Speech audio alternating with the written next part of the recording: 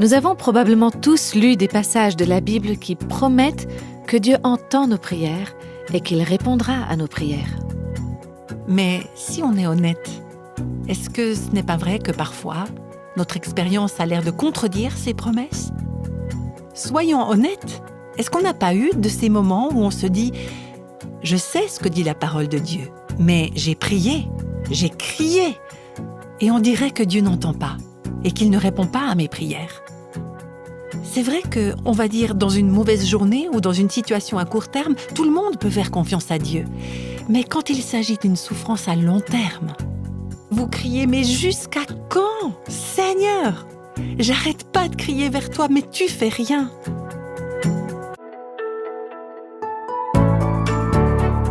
Vous écoutez Réveille nos cœurs avec Nancy DeMoss-Wolgemuth et je suis Dana Gresh. Comment est-ce que vous gérez les prières qui restent sans réponse ? Dans ce deuxième podcast de notre série intitulée « Habakkuk, de la peur à la foi », Nancy va aborder ce sujet en nous emmenant voir un prophète qui connaissait bien cette situation. Il savait bien, lui, ce que c'était de ne pas avoir de réponse à ses prières. Par un chaud après-midi de juillet 1967, une jeune fille de 17 ans a plongé dans un lac peu profond et s'est brisé la nuque. Cet événement a changé sa vie à tout jamais, parce qu'elle est restée complètement paralysée, elle ne pouvait bouger plus que la tête.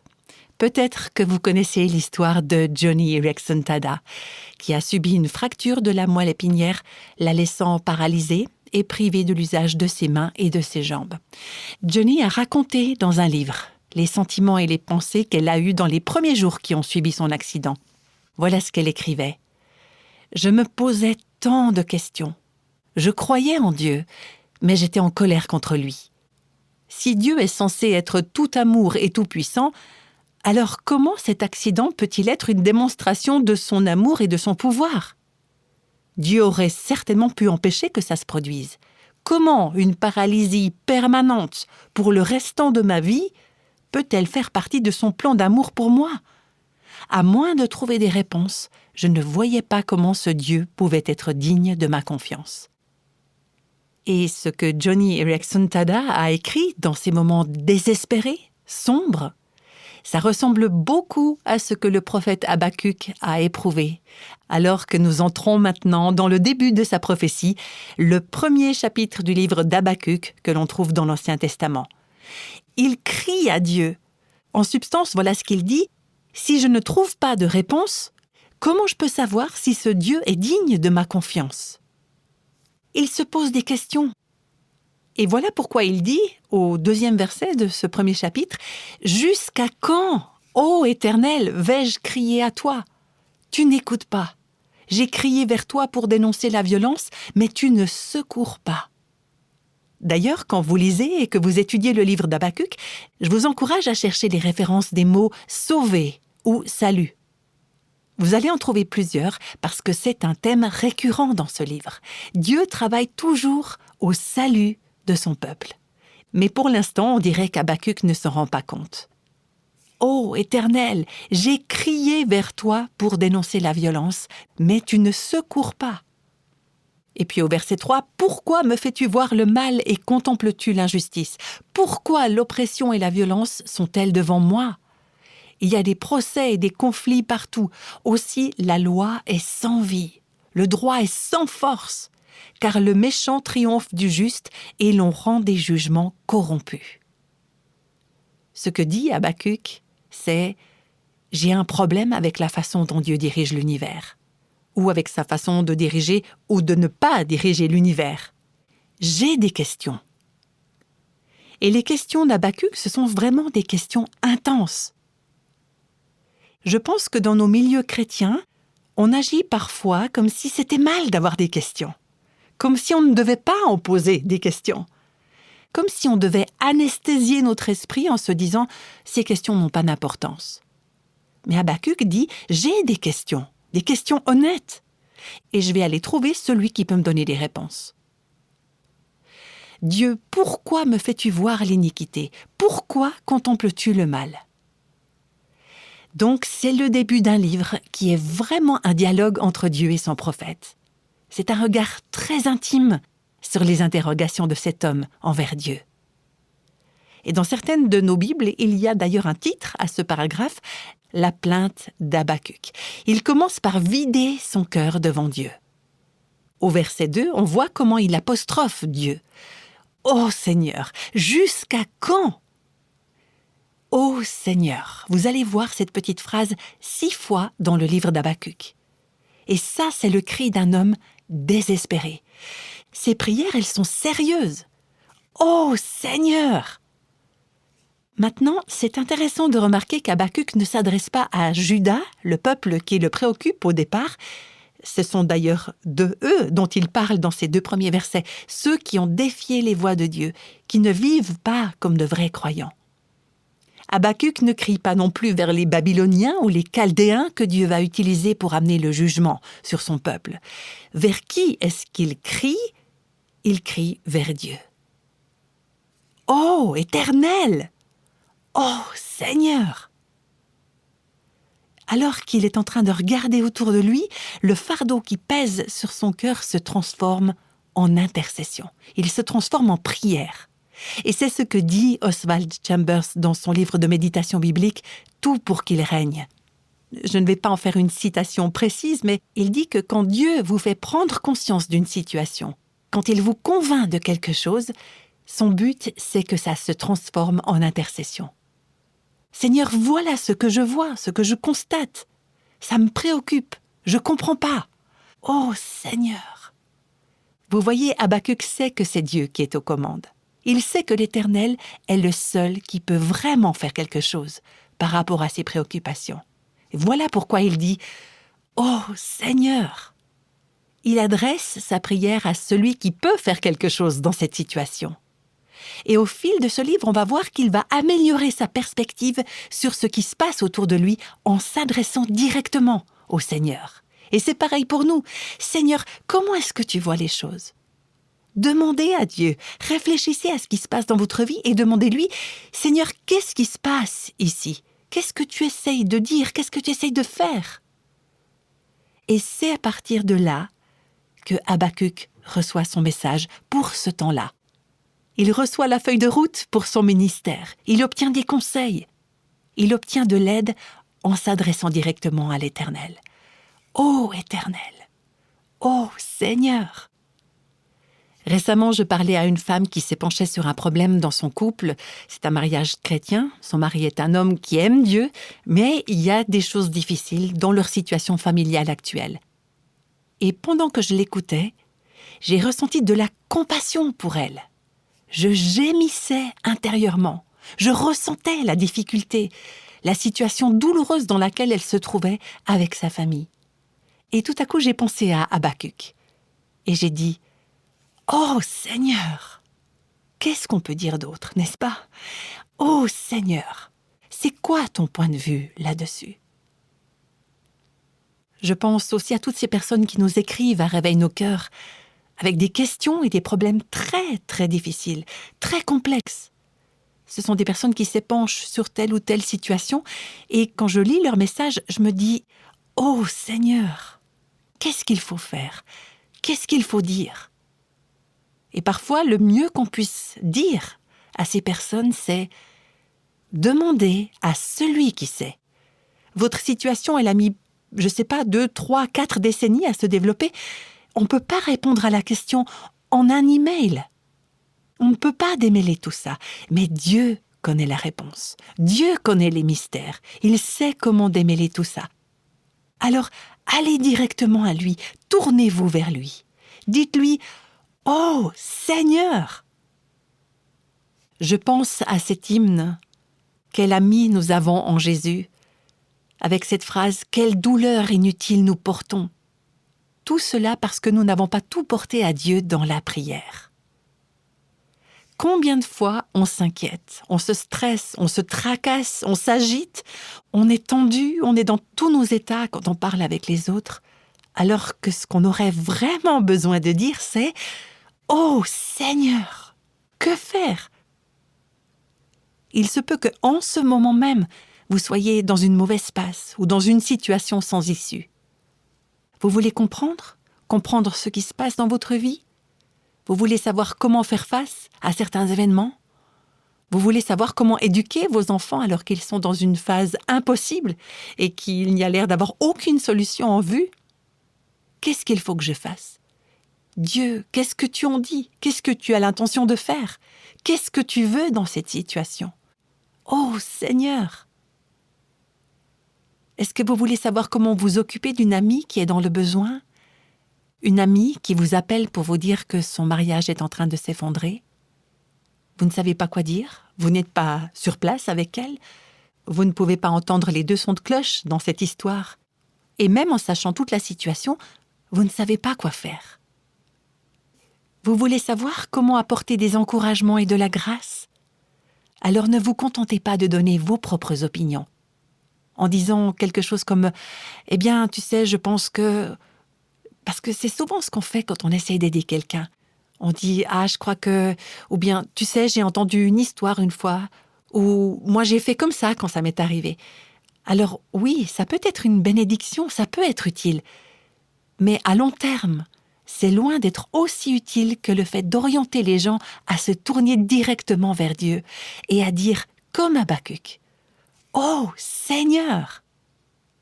Je crois que c'est très important qu'on puisse s'aider les uns les autres à atteindre le trône de la grâce. Le trône de Dieu, là où on trouve la miséricorde et la grâce pour recevoir de l'aide en disant premièrement « Oh Seigneur !» Un ministère efficace envers les autres découle toujours d'une bonne communion avec Dieu. Alors prions pour la situation en disant « Seigneur, qu'est-ce que je dois faire? Quel est ton point de vue? Recherchons-le, écoutons-le. Commençons avec ce « Oh Seigneur !»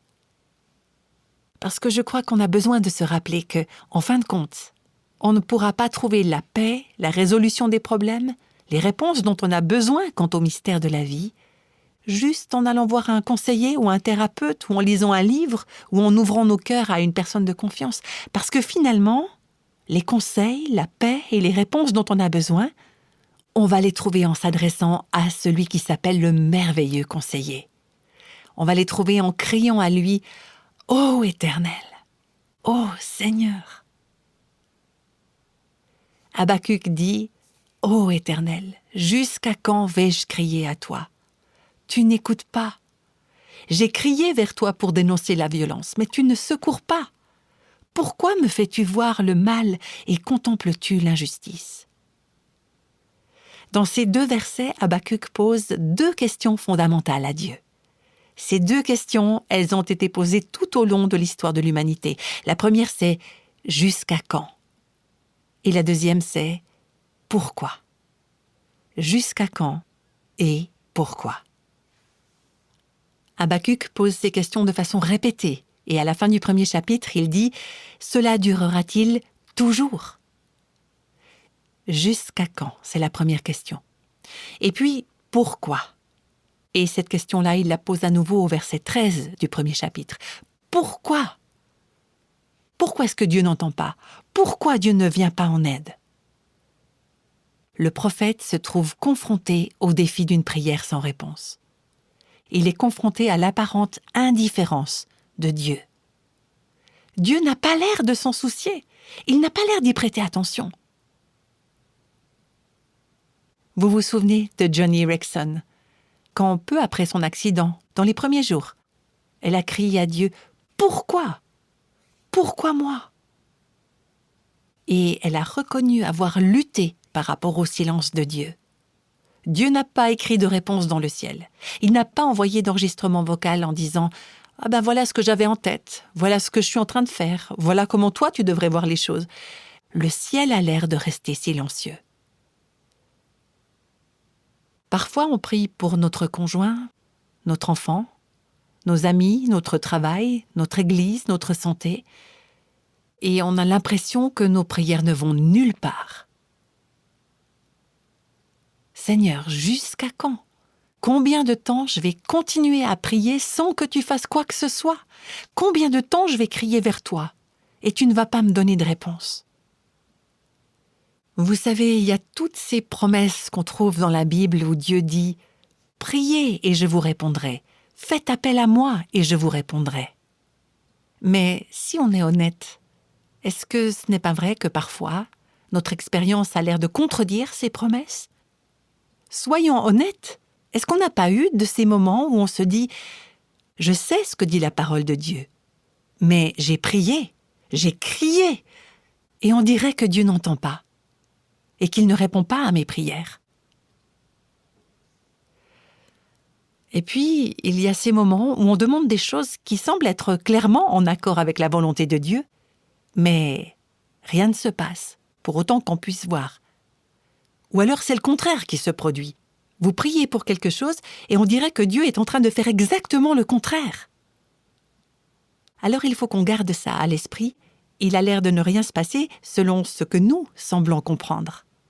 Je me souviens qu'il y a quelques années, j'avais prié pour quelque chose pendant très très longtemps avec d'autres personnes.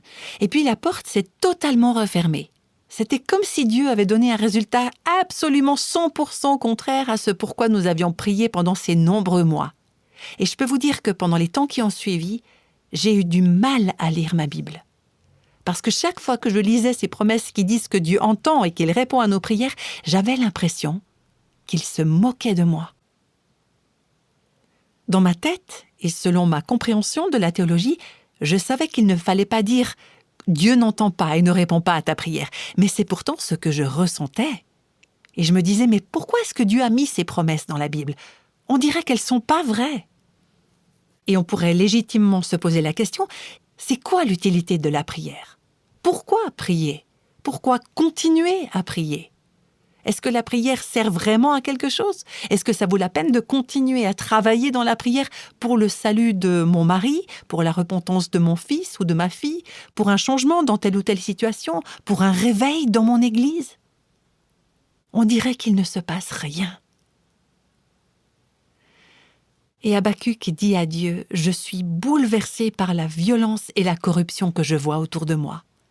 Et Seigneur, je t'en parle, je crie à l'aide. Mais rien n'indique que tu écoutes. Et si c'est le cas, tu ne fais rien pour régler le problème. » Il dit « Tu ne secours pas. » Et on peut entendre la souffrance dans la voix d'Habacuc, la douleur dans son cœur. Son plaidoyer « Dieu, pourquoi est-ce que tu restes les bras croisés ? Pourquoi tu ne fais rien ?» Parfois, on dirait que Dieu ne fait rien contre la souffrance, contre l'injustice, les abus qui nous entourent. Alors, est-ce que Dieu est inconscient ? Est-ce qu'il sait seulement ce qui se passe ? Et on dit, bien sûr qu'il sait. Il est omniscient, il sait tout. Mais alors, si il sait, est-ce qu'il ne se soucie pas de ce qui se passe ?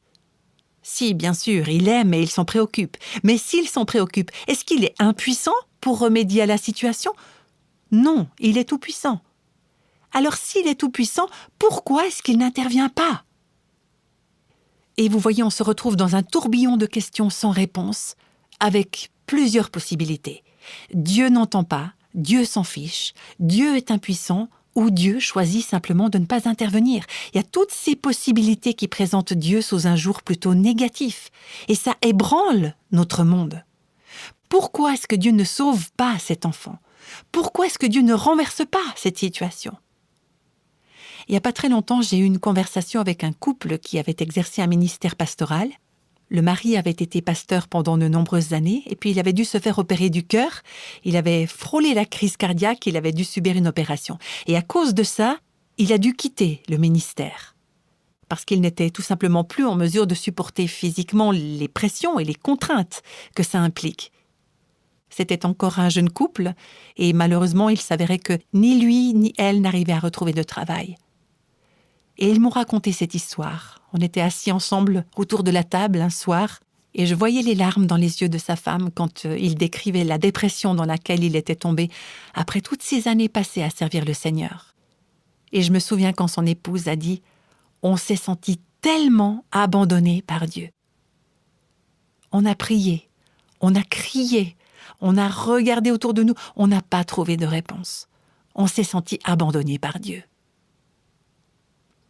Est-ce qu'il n'en va pas de même pour nous aussi parfois ? On crie et c'est comme s'il n'y avait pas de réponse. Alors on en déduit que Dieu n'a pas entendu ou qu'il ne sauve pas. Et tout cela ne peut se terminer que par la déception. On a l'impression qu'il nous a laissé tomber. Et parfois, malheureusement, l'étape suivante, c'est accuser Dieu. On lui envoie notre poing dans la figure, on lui fait des reproches. Et c'est là qu'il y a le risque d'accuser Dieu à tort. L'accuser de mal agir simplement parce qu'il n'a pas répondu à nos attentes et à nos exigences. Dieu, tu n'entends pas. C'est ce que dit Habakkuk. Tu ne sauves pas, tu regardes le mal sans rien faire. Ça me rappelle l'histoire du chapitre 11 de l'évangile de Jean, quand Marie et Marthe ont envoyé chercher Jésus parce que leur frère Lazare était malade. Elles savaient que Jésus pouvait le guérir, qu'il pouvait faire quelque chose. Mais pour des raisons mystérieuses, Jésus décide de rester là où il est pendant 4 jours supplémentaires. Et le temps qu'il arrive à Béthanie, chez cette famille, Lazare était mort. Alors d'abord Marthe et puis Marie disent à Jésus « Seigneur, si tu avais été là, ça ne serait pas arrivé. Notre frère serait encore en vie. » Le sous-entendu, il est clair. Pourquoi ? Pourquoi est-ce que tu n'as pas fait quelque chose ? Pourquoi tu ne t'es pas soucié de nous ? Oui, nous avons tendance à accuser Dieu d'avoir mal agi. Je pense également au premier chapitre du livre de Job. Vous vous souvenez peut-être que Job a dû faire face dans sa vie à des crises successives, des choses qui se sont passées les unes après les autres. Et la Bible dit que dans tout ça, Job n'a pas péché. Il n'a pas attribué à Dieu quelque chose d'injuste. Ça a changé plus tard dans le livre, mais au début, Job n'a jamais attribué à Dieu quelque chose d'injuste. Il supposait que Dieu savait des choses que lui ignorait. Mais bien souvent, on n'a pas cette vision-là. On n'a que notre point de vue. Et on dit « Seigneur, ça ne te fait rien ? Si tu avais été là, tu n'aurais pas pu faire quelque chose ?» On se retrouve là devant le défi de la douleur et des problèmes à long terme, de ces problèmes continus, incessants. C'est vrai que, on va dire, dans une mauvaise journée ou dans une situation à court terme, tout le monde peut faire confiance à Dieu. Mais quand il s'agit d'une souffrance à long terme, ça devient difficile. Quand vous avez un parent âgé qui n'est plus accroché à la vie que par un fil, mais qui souffre tellement, peut-être que vous avez un proche qui est en train de mourir d'un cancer, qui est malade, affaibli, et vous dites « Mais Seigneur, pourquoi est-ce que tu ne le reprends pas ? Pourquoi est-ce que tu le laisses souffrir comme ça ?» C'est un processus de longue haleine, c'est en continu. Ça peut être un enfant qui s'est éloigné de Dieu pendant des années et des années. Une situation qui a créé tant de ravages et de douleurs dans la famille. Et vous criez « Mais jusqu'à quand, Seigneur ? J'arrête pas de crier vers toi, mais tu fais rien. » C'est vraiment la question « Jusqu'à quand ?» Le prophète Habakkuk accuse Dieu de ne pas l'écouter. « Tu n'entends pas !» Et finalement, au fil de ce livre, on va voir que Habakkuk se rend compte que c'est lui qui n'a pas écouté Dieu. En fait, Dieu l'a écouté. Mais Habakkuk doit apprendre à écouter Dieu. Et c'est vraiment ça, la prière. C'est apprendre à écouter Dieu. Oui, c'est apprendre à lui poser nos questions honnêtes. Et ensuite écouter ce que Dieu a à nous dire. L'écouter nous donner son point de vue. Alors voilà, Habakkuk continue à crier. Il crie à long terme. Apparemment, il n'y a pas de réponse. Mais en fin de compte, Dieu va répondre. Mais Dieu dit « Je ne vais pas nécessairement répondre immédiatement. Et je ne vais pas nécessairement répondre de la manière que tu choisirais. » En lisant le livre d'Habakkuk, vous allez voir que Dieu ne répond jamais à toutes les questions du prophète. J'espère que vous allez rester avec nous tout au long de cette série et j'aimerais vous encourager à ne pas vous contenter de lire ce livre d'Habakkuk une seule fois, mais de le lire encore et encore et de ne pas avoir peur à vous débattre avec ces mêmes choses qui interpellent Habakkuk. On va voir que ce n'est pas parce que Dieu ne connaît pas les réponses, mais il ne donne jamais toutes les réponses à Habakkuk.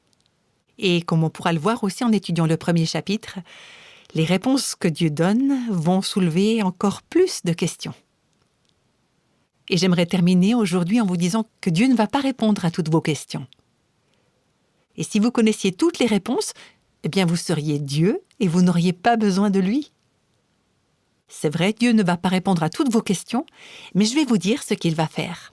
Quand vous posez des questions honnêtes et que vous l'écoutez, il va se révéler lui-même à vous. Dieu va donner à Habakkuk une vision plus large, une vision éternelle, qui le rend prêt à continuer et capable de continuer même s'il ne connaît pas toutes les réponses.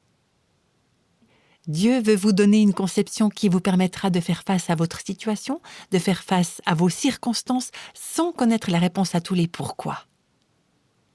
Au bout du compte, Habakkuk en arrive à pouvoir adorer Dieu sans comprendre tout ce qui se passe. Et ça demande de la foi qui nous amène à adorer quand on ne connaît pas les réponses. C'est cette foi-là qui plaît à Dieu. Vous vous souvenez ce que Joni Eareckson Tada disait juste après son accident ? Tant que je ne trouve pas de réponse, je ne vois pas comment ce Dieu peut être digne de ma confiance. Et c'est bien de ça dont il s'agit, n'est-ce pas ?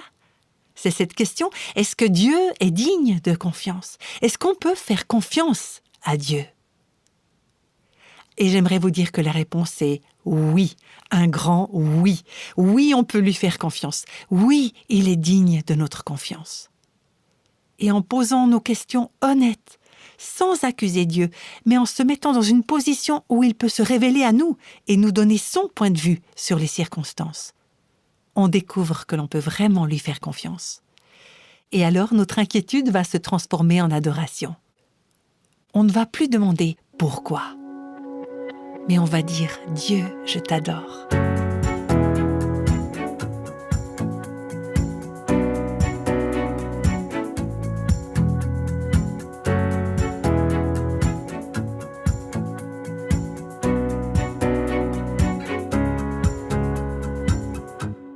Nancy DeMoss Wolgemuth nous aide à tourner notre regard dans la bonne direction.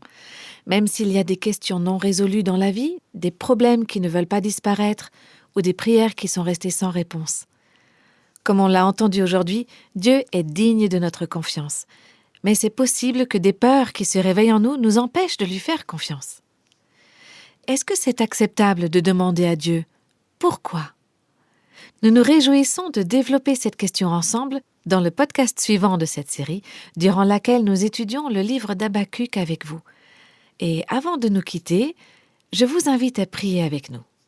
Seigneur, je te remercie de ne pas répondre à toutes nos prières immédiatement, ou dans le délai que nous aurions choisi, ou de la manière que nous aurions choisi. Parce que, comme l'a dit un auteur, si tu le faisais, nous serions des chrétiens appauvris. On ne te connaîtrait pas. On n'aurait pas la foi que nous sommes obligés de développer quand on n'a pas toutes les réponses. Alors Seigneur, dans nos interrogations, rappelle-nous que nous pouvons te faire confiance. Les réponses, on te les laisse. On dépose à tes pieds nos problèmes, nos questions, ces mystères qui ne sont pas résolus. Et on veut voir avec toi, à travers l'étude de ce livre d'Habakkuk, qu'on peut vraiment te faire confiance. Alors que nos plaintes, que nos inquiétudes, notre stress, nos tracas puissent se transformer en adoration, alors que nous te voyons tel que tu es. Je te prie au nom de Jésus. Amen.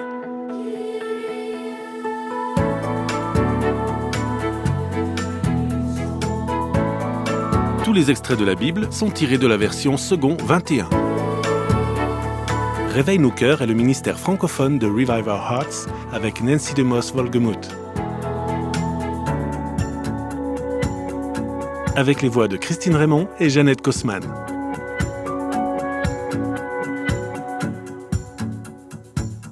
Quelle que soit la saison de votre vie, Réveille nos cœurs vous encourage à trouver la liberté, la plénitude et à porter du fruit en Christ.